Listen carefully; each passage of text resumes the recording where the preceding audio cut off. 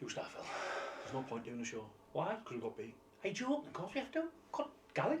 Now then, welcome to Boro Chat. Here, live from the broom cupboard at the North East Premier Night Spot. The Eston Nornby Social Club. I've got the Teesside Rambler, Mr. Phil Bullock, myself, Yaff, in the gaff, and the one, the only, the legend is Big Gal from Boro Callaway. Smashing, yeah. A bit traumatised by Saturday, but we're all right. Hey, we'll come on to I that. thought you were going to say from Saturday, were you two? Yeah. And that, yeah. Well, come on. Hey, well, look, we've got loads to talk about. We're going to talk about, obviously, Millwall, first game of the season. I wasn't with the Raggy lads. I was hobnobbing it a little bit, but we'll get onto that a little bit shortly. We're then going to look to the big game tomorrow night in the League Cup, and we've also got our little raffle to do as well at the end of the show, which Gal and the Teesside Rambler will pull some tickets out. Boro 0, Millwall 1. Phil, did you think a couple of weeks ago, when we started this shebang, we'd be saying that? Why'd you have to come to me first? No, I didn't. But I thought it would be a tight game regardless. And I think to a point it was. I think they were lucky. You'll come on and discuss Paddy, I imagine. Paddy mistake. McNair, yeah. But do you know what? I thought it was a good game, and whilst I was watching it, to begin with, I was getting a bit frustrated that every time we got the ball, they did not give us any space to breathe, any space to turn and look for a pass. Yet when they were on the ball, we gave them all the space in the world. But actually, they were two top promotion chasing teams last season. Right. And well, it was always going to be... all them thoughts, Phil, because I disagree with 90% of that. Right. So, Gal, let's have your take on it. Whew. If you could play a game of football using 2/3 of the pitch, we would destroy anybody. But that final third, we are diabolical. Really, really poor. I cannot believe in a professional football match that we did 9 corners that were short. Oh, God, yeah. My God, what the first That's thing you do, so let's see infuriating. what their keeper's like, put him under a bit of pressure.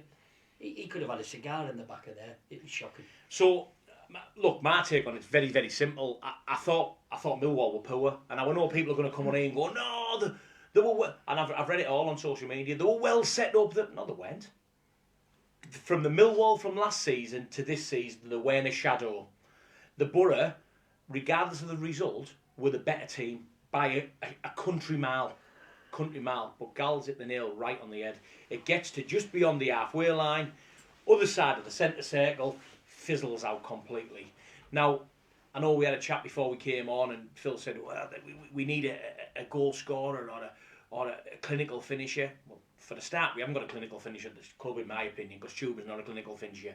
But what we did miss was someone like Akpom to slam the ball into his feet, where he can hold people off, he can do that little thing he does with his feet, and that he gets the wingers in, or he slips someone else through, which maybe that Morgan Rogers, is it Morgan Rogers, that's right? The lad with the blonde mullet.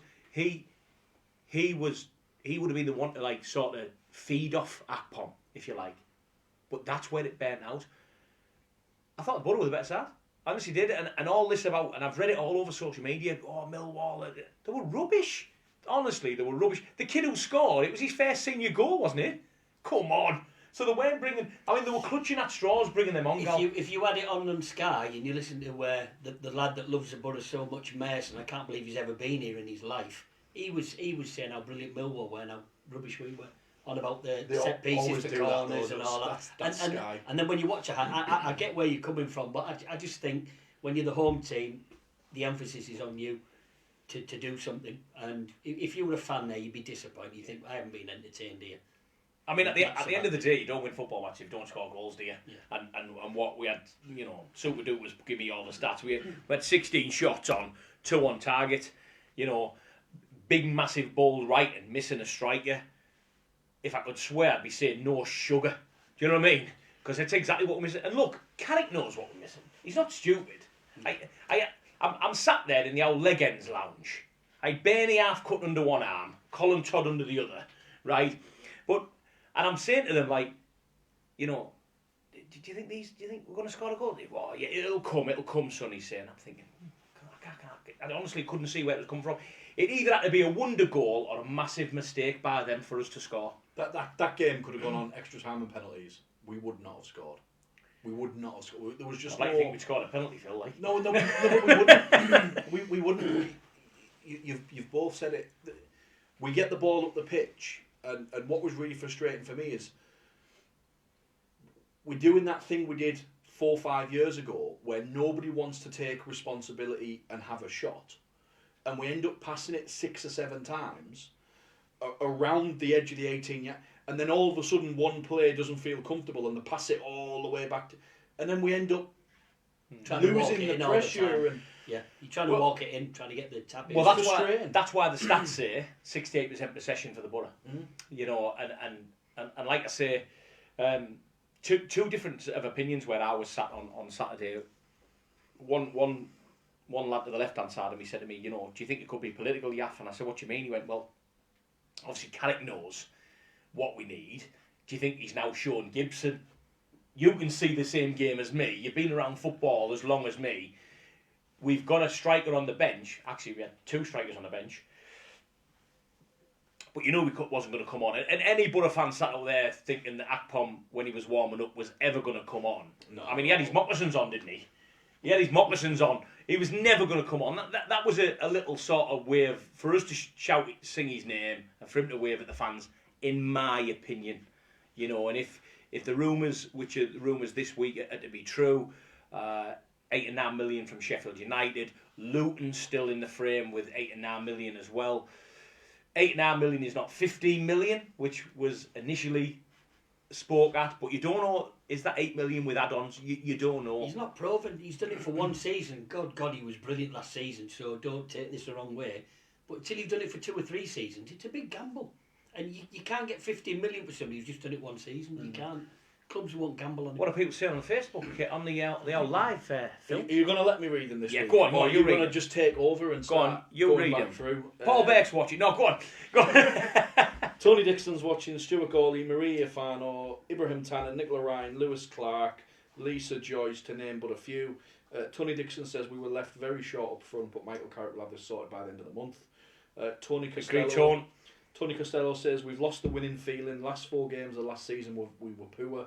The team is lacking passion. It looked like the old way of passing sideways and backwards. I agree with that. Speaks a lot of sense, Cozzy. Cozzy knows the score from Manchester. The old salted Cozzy. Ibrahim Tanner says we have no momentum at the moment and there have been no marquee signings to boost us. We need something, but we're going to wait for the loan market to develop and see what is available. And the last one there, Matty Wilson says Akpom's definitely going. Yeah, I agree with that. Lucy Abel is from the club as well. Lucy's watching. Good evening, Lucy. So I agree with that with Matty Wilson. Like, you know, we could do a full show on. Do we think Akpom's going to go? Do we think he's going to stay? We need to resign ourselves to the fact that we need to start looking at life without him. I agree with Tony Dixon as well. I think Carrick is not here to make the numbers up.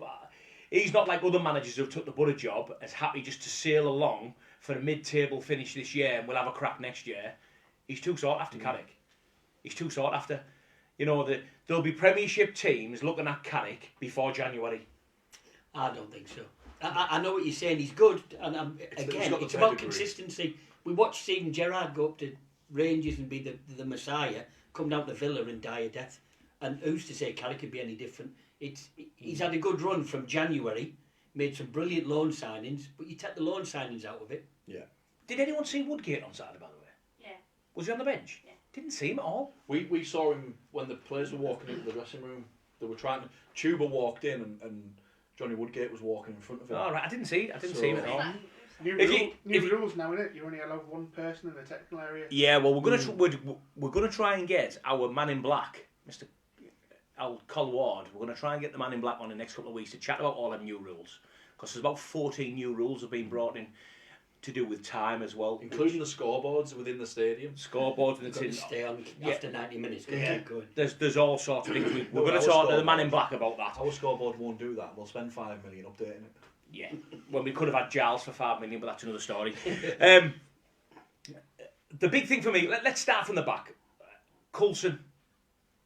Is he a mainstay, Gal? Is he a mainstay? He's got an engine and he's all right, but he's nowhere near what we need. I mean, the proof of the pudding. We had him out on loan last year in Scotland, and he wasn't setting the world on fire. He wasn't pulling trees up in Scotland. He's a good kid. You'd have him in the squad, but you can't have him as your first choice left back. No way. Yeah, I agree. I don't think he did a lot wrong, but it's very clear watching his game that he is nowhere near the level of the players around him. And as soon as other teams click on to the fact that we've got Coulson at left back, that will become a target for most teams. And I think the evidence is Coulson gets pulled off and Riley McGree, as in pre-season, gets put at left back. Yeah. So I think that's Carrick telling us. I know he's not the mainstay. Is he telling us? Or is he telling the chairman and the chief executive? we were spoke with Giles. You knew if you burst up in the midfield, you looked to you like he'd be there and he'd get a crossing. Yeah. That's not Coulson's game, is it? Unfortunately. We'll come back to Paddy McNair shortly, Your lad, because he played it on the right hand side. Across the middle. Now I've read lots of social media, or since Saturday, berating and slagging. Have I got this right here? Barlasser? Get in. I've got it right once. No, it was wrong. Oh, yeah. Slagging him off. Now, look, I know game's all about opinion, but I'm sat there watching this game just like everyone else in the stadium, and I thought Hackney and Barlasser didn't have a bad game, really. No.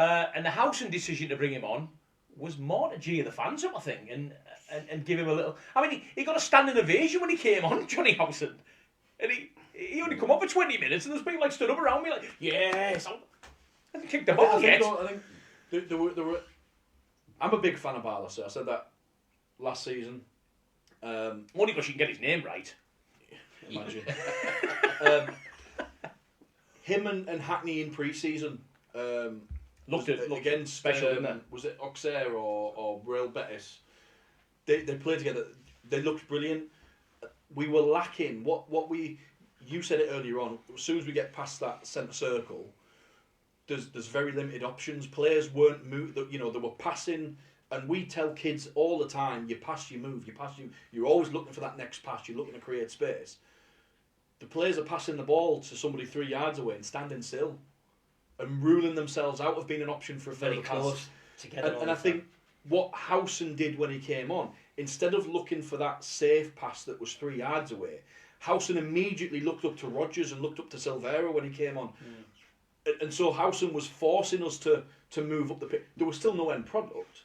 But I think that was the difference in Barlasser's. He is a very good, accurate passer.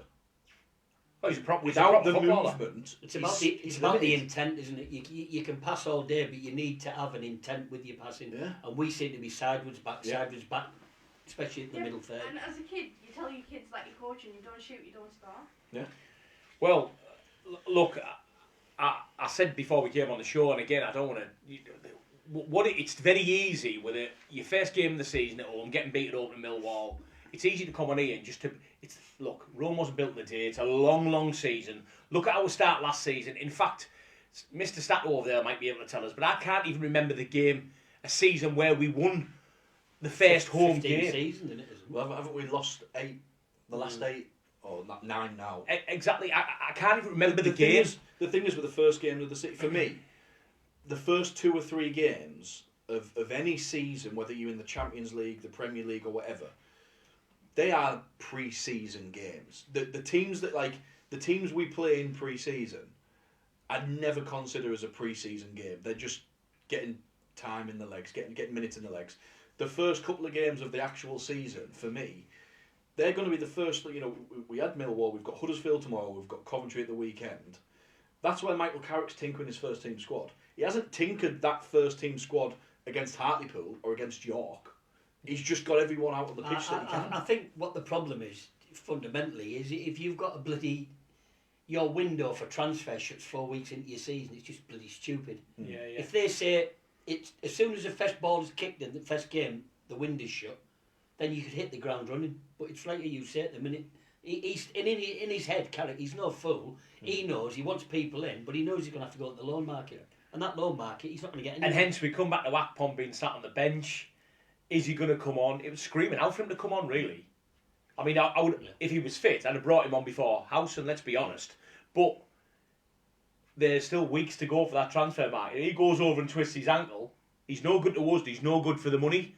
Yeah. What Gibson wants for him as well. So the sort of like holding him in kid gloves at the minute, and they're like, you know.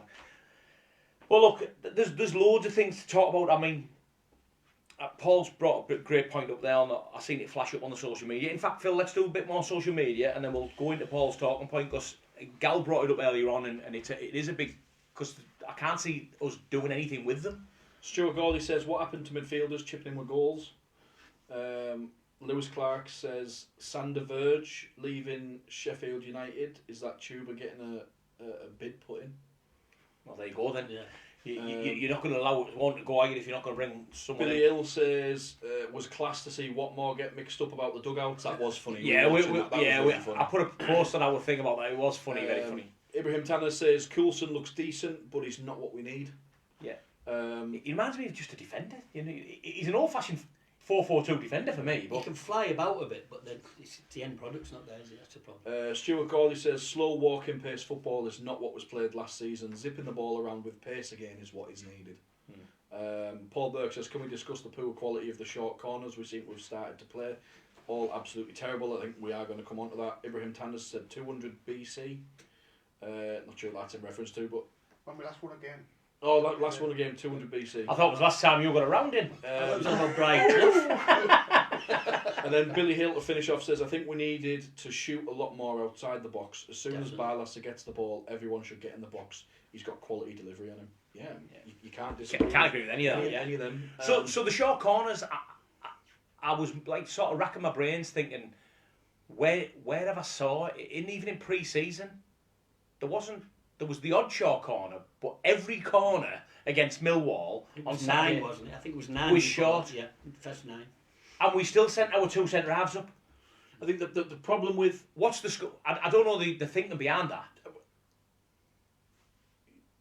From what I can see, Barlasser and McGree are taking the corners, which leaves Hackney, Coulson, Crooks. Crooks is the only one you're going to try and put the ball on his head. You've got 2 centre-backs, haven't you? Exactly. So you've got 3 people. And so what they're doing is... 3 to win, haven't you? I think they're just trying to play the ball, allows us to change the positions around, and then put something in. But it was really frustrating, because even when we were doing that, Crooks, who's playing up front, is on either wing, and he's got the ball. There's nobody to cross the ball into the box because he's not in there where he's supposed to be. And we've seen that before, 4 or 5 years ago. They weren't getting them in quick enough, and they were being closed down so much straight away. That's what I said at the beginning. Well, that goes back to what Stu Gawley was about, how slow the game was. As soon as we got the ball, Millwall were closing us down, were not giving us an inch. Millwall get the ball, we're all stood off them, we're allowing them to play these passes that we're trying and failing to do. But I'll go back to what I originally said when people were saying about how good Millwall were. Please don't sort of like let that cloud your judgment of Millwall.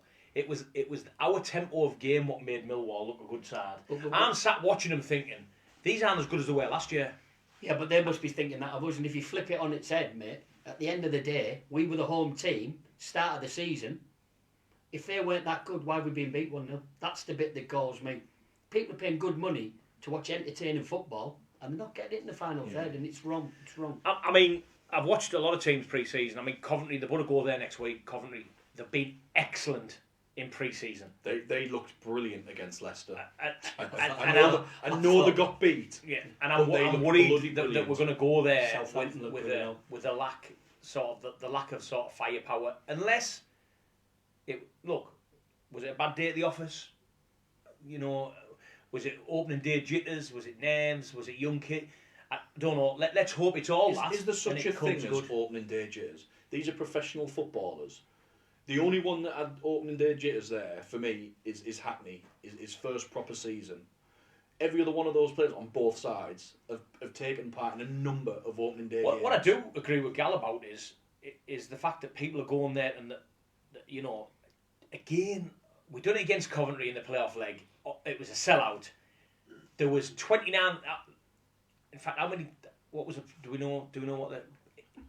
There was only 250 tickets left when I looked the other day. I mean, as I stood up when the final whistle went, the announcer, which is John Foster now, isn't it, the guy who does the announcing at the Borough, gives us the attendance, and the first thing I said to the lad next to me is, all the many people have come here to be entertained. get beat 1-0. Yeah.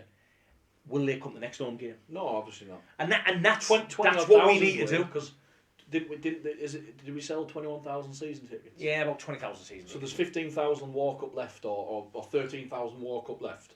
You're not going to sell them if the performance is like it was. So, I mean, what can we add to that? We look at the rumours today. We found out, didn't we, that obviously Matthew Hoppe has been loaned out the MLS side. San Jose Quakers. With a view to buy him as well. Yeah. So It's quite obvious that he doesn't figure in any plans. I think he's the only player that W bought in that genuinely was a development player. Yeah. And obviously the other transfer rumour didn't play. I know Paul, just before we came on, we had a little chat, and Paul said that he was possibly injured, Ross Stewart. I know he's been down the injured route, but I don't know whether that's another, like, Akpom's injured, Ross Stewart's injured, but he wasn't even in the squad at all for Sunderland on Saturday, and Borough have been heavily linked with him again. For me, and I said it about 4 weeks ago, now he is a proper striker. You want about prolific goal scorers in the Premier League, in the Championship. He's had 3 seasons at it. So, and he's progressively got better. So, he is a different player to Chuba. But is he not one of these players that's constantly injured? Doesn't he have a history of injury? I mean, look at half of last season. He did last season. I don't know about before. I know he did last season. Funny enough, I was injury, wasn't it, last year? funny enough, I was working with a Mackham today, and he's what, you resigned. sport to him? No, he fell asleep. Yeah, fell asleep. He's resigned to the fact that Ross Stewart's leaving. He doesn't know if he's coming to Borough, but he talked to him, and he's saying that he's gone. He's going. There's no way that Sunderland can hold on to him. Not when they can't offer him a better contract when they've signed. Is it Joe Bellingham? And the other, I can't remember who the other one is. They've signed two decent. Yeah, they've signed. Yeah. Oh, is it Bradley Dack or something? Yeah. They've signed 2 players, and they don't think that the club are going to have the money to give him what he wants to stay, so they think he's going. All right. Let's have another look at the old social media, Phil, before we have a look ahead. Al Beckett's watching, Marie Dowell's watching, Michael Vickers is watching, Eddie Fearon's watching, Craig Allett's watching. Craig, good to see you, mate. Kirsty Lee. Right, Tony Costello says Millwall defenders are big guys. No mention of Crooks. He was awful. Yeah, I thought he was. I thought he looked fit, like, but yeah, he was awful. He did look fit, but I don't think he offered anything. I prefer him up front on his own. Ibrahim Tanner says the club need to set us up for the start of the season, not wait till a month in, Totally then agree. gamble on deadline day. But how many seasons have they done this for? He's right. And just at the end there, Luke Bowie's watching as well. Get in. Casey Lee watching. Casey, I'll ring you after this. I know I rang you before, but obviously I'm a bit busy. Is it Kirsty or is it Michael or I'm a bit busy. So, Matty or... the good thing about the Championship, unlike the Premier League, but the good thing about the Championship, Gal, is the games come thick and fast. Obviously, tomorrow night we're in the Carabao Cup, League Cup, whatever they call it now. We'll go down to, obviously, Neil Warnock's Huddersfield, who, by the way, got beat on Saturday. I think they went 1-0 up, to be fair, and then ended up getting beat. So they're in the same boat with us. They'll be looking for a win as well. But the question I'll put out to the guys out there, and you guys near, what team do we go with, Gal? Does he start the same team, or does he think, I'm going to put more of the kids out here?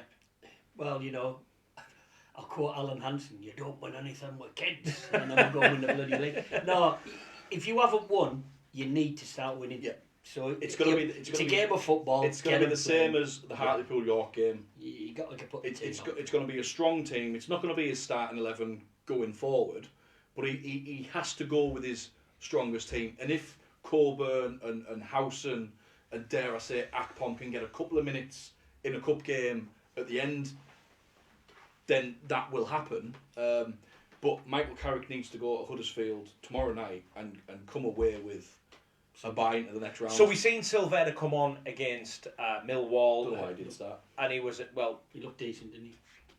Came on, and he's an exciting player. He's going to excite the fans. I can see that. I think he's probably, chatting to a centre half here, he's probably easy to defend against Gal because I think if we put two on him, he's not going to be as effective. But if they're putting 2 on him, it's leaving somebody else to get in that. And again, going back to what somebody said earlier about midfield, if you've got a striker and they're putting 2 on him, then somebody from the midfield's got to come in. Crooks can do that, but I couldn't understand what he was up to on Saturday. No, He just never seemed to be there. Crooks is good at drawing players out the way, moving players away, and allowing other people to run in. We saw it loads last season. He just seemed to be. At one point, it looked like Crooks had like a free roll, didn't it? He was he was over on the everywhere, right hand side. He was back in the then he was up top. He was beyond. Up the middle. Well, yeah, I mean, is he a possible starter? Do we think Silveira's going to probably start against Huddersfield? I was surprised to see him not start against Millwall. I genuinely was surprised to see him not start against Millwall. He went for older players, didn't he, against Millwall? I think he has to start because Michael Carrick needs somebody in this squad firing on all cylinders as quickly as possible.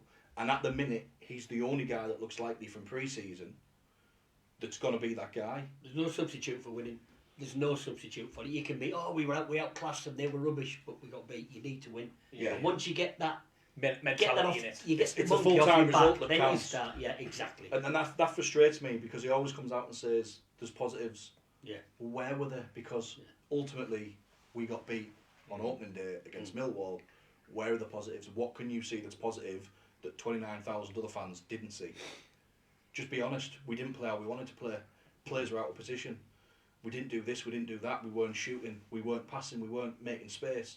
Come out and tell us that. Yeah. Because then it shows us that the next game, 29,000 fans, if you're lucky, you're going to be sat there going, hey, they've moved apart. We're having a couple of... They'll see the progress. Well, look, talking about fans, we're sold out going to Huddersfield. We've got over 2,000 fans going again. Brilliant that, considering that you've got Coventry at the weekend as well. Yeah. Brilliant that we've sold out the cup game. The away support for the Borough is phenomenal. Last couple of seasons it's been unreal. I speak to people from all over the country and they always say, can't believe how many you bring when you go somewhere. So it is phenomenal. I mean, so the support will be there. And like I said, I just hope that the ground running. A lot of people, Warnock might do it as well. I know, I've listened to Warnock on TalkSport. He's got a really small squad. They haven't bought a single person. They've given a couple of young kids contracts to move up to first team football, but they haven't brought anyone in. He's waiting for the new owners to sort of release some money. He said that quite openly and frankly, Neil Warnock, about Huddersfield. So I can actually see Warnock playing a younger side against the Borough because I think he's an old type fashion manager who thinks, well, it's just the cup in it. It's not a league game where. They battered us last season, Huddersfield, didn't they? But they only just survived, that's why he got brought in to. So if he's still got the same squad, they haven't buying anyone. He's proud. He's getting points, not cup runs. And he's not going to want to buy it. He'll be out of a job come Christmas. Yeah, exactly. He'll be retiring again. He doesn't need a cup run, does he? Yeah, he doesn't. So, Coventry. I don't want to dwell much on it because we'll be talking about it next Monday, really, with a game on. But the game going to Coventry again, it's a hard run in that for the Borough, really. So, Millwall at home, Huddersfield away in the Cup, which is sort of a distraction, really. And then Coventry, which, let's be honest... I tell you what, they were playing good football. They look absolutely frigging brilliant. I know they got beat, but the football was frigging phenomenal. Took the lead, yeah. And they've lost some good players as well. Well, Jokeris has gone now. He's got the Turkey, hasn't he? Yeah, so... And look, I couldn't tell you who they've replaced him with, but the football. I've watched 2 of their pre-season games, and they were excellent. This is not Coventry TV, by the way. They brought in Ellis Sims, haven't they? I'm going to say Ellis Sims played from Sunderland, wasn't he? He's Everton, isn't he? Yeah. He was at Sunderland, but he's an Everton player. The thing is, we had so many games at the end of last season against Coventry, right? It's early on this season for us. We need to hit the ground running. We need to take points off Millwall and Coventry because come the end of the season, it's the points that we've taken off them that are going to stipulate where we finish in the league. Yeah. And that's why I think that's probably the overriding frustration of fans from Saturday because Millwall will be there or thereabouts again. They're a good side. Coventry will certainly be up there if they play anything like they played against Leicester. Well, I mean, if you look at all the tipsters, I mean, I think he even said it, didn't he, Gary Rowett? Middlesbrough will be a team up there. I think the we're end of the season. 11-1 on Sky. 9-1 on Bet or Paddy something, Power. Yeah. 9-1 Paddy Not Power. that we're condoning They betting. was, or they were anything. saying that the Please, any please value, gamble responsibly. if you wanted a bet with value on it where you get some good return, vote for back Middlesbrough. That was on Paddy Power the other night. Yeah, and Paul Mason said 9-1. Southampton can't keep hold of them players, so Middlesbrough will be there or thereabouts. I thought Southampton looked good, but Talking to Southampton, they've just signed Joe Lumley. Oh yeah, I saw that. What? Yeah, they've signed Joe Lumley. Yeah. and you heard it here first on Boro saw Chat. Joe Lumley has gone to Southampton. Is Let's that hope Joanna Lumley, the actress? Let's hope he's in goal when we play. So I was on Twitter The this Avenger. morning. I was on Twitter this morning, and I'd seen about Joe Lumley going to Southampton. And one of the videos they put up was basically all of Joe Lumley's bloopers.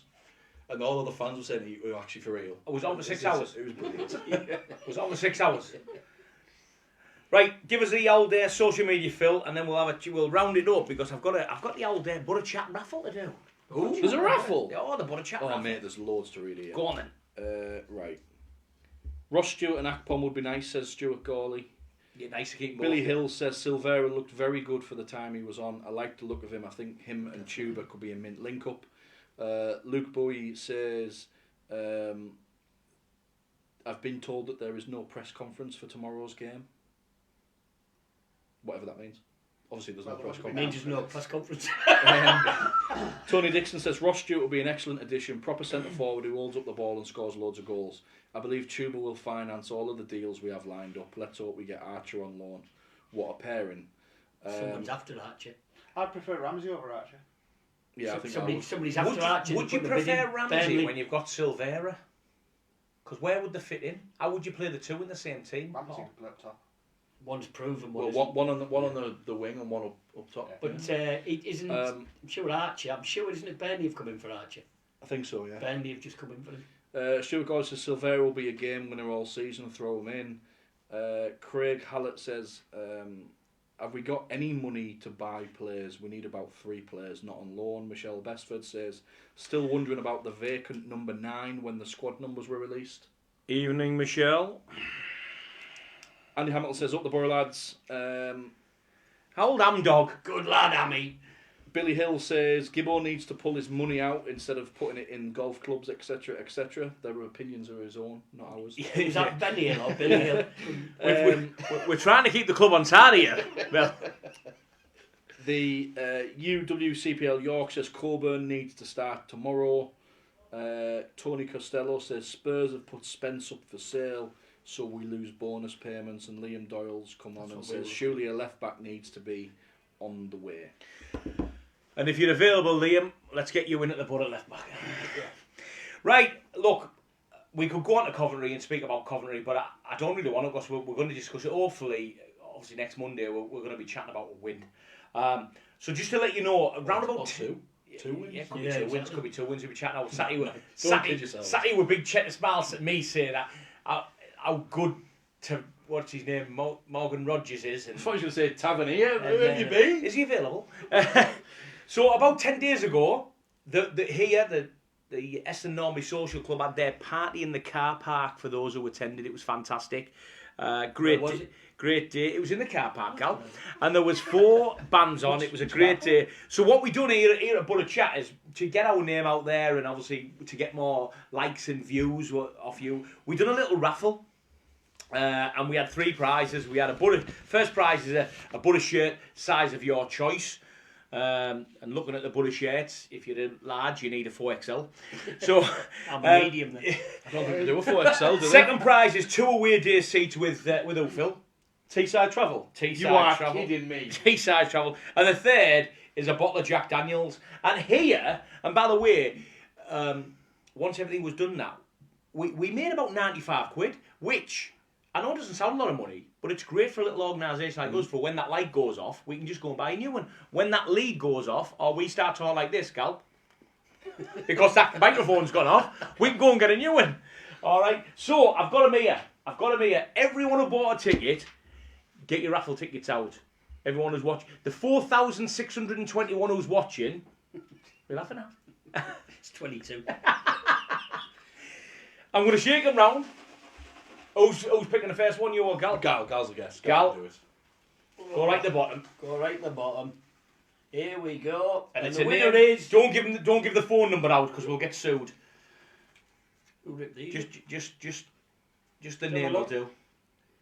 Steve Green. Steve Green, we've got your phone number. We'll be ringing you. You've won the Boro shirt in the size of your choice, okay? So it can be one for the kids or one for yourself, Steve.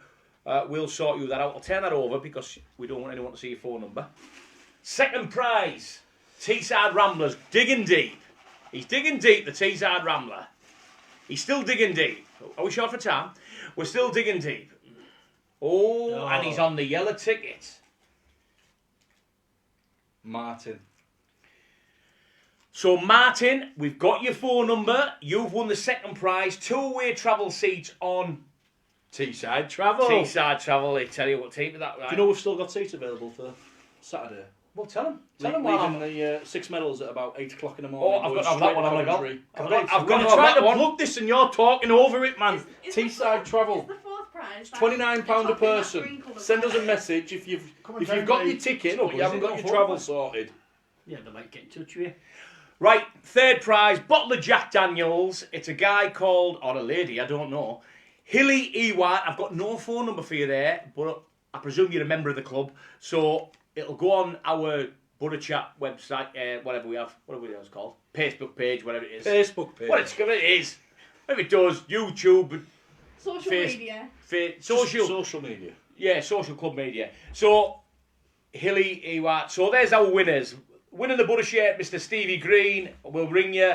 Winning the 2 free seats is Martin. We've got your phone number. And winning the bottle of JD is Hilly E8. Thank you very much for your contribution and helping us out here at Boro Chat. Could have a few more bits and bobs, obviously, throughout the season. The club give us tickets to gigs and things like that. We've got some green tops as well. Yeah.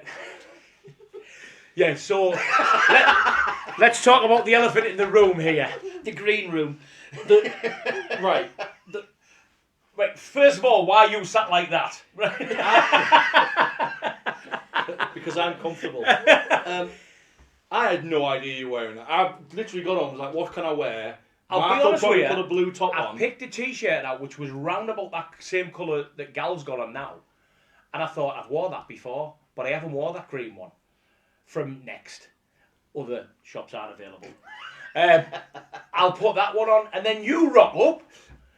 With me hoodie. In the from hoodie. Next.